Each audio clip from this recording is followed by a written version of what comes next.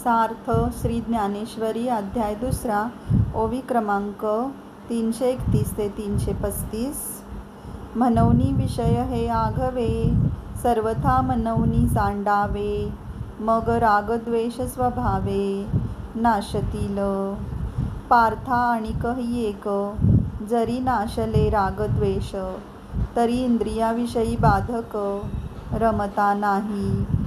जैसा सूर्य आकाशगतू, रश्मी करे जगात ते स्पर्शतू.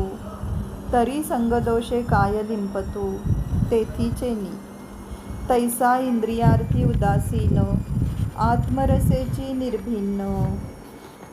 जो कामक्रोधविहीन होऊनी असे, तरी विषया तया काही, आपण पे वाचुनी नाही.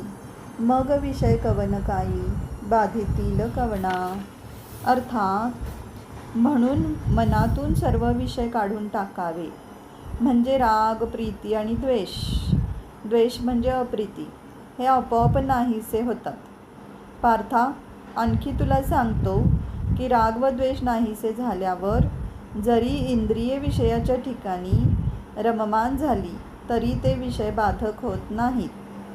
ज्याप्रमाणे आकाशातून सूर्य हा आपल्या किरणरूपी हातांनी जगातील वस्तूंना स्पर्श करीतो, परंतु त्यांच्या संसर्ग दोषाने लिप्त होत नाही, त्याप्रमाणे जो विषयाची ठिकाणी उदासीन, आत्मस्वरूपाचे ठिकाणी निमग्न व कामक्रोधापासून अलिप्त असतो, आणि अर्जुना, जो विषयांमध्ये आपल्या स्वरूपाशिवाय दुसरे काहीच पाहत नाही, त्याला विषय कसले आणि बाधणार तरी कोणाला. रामकृष्ण हरी माऊली.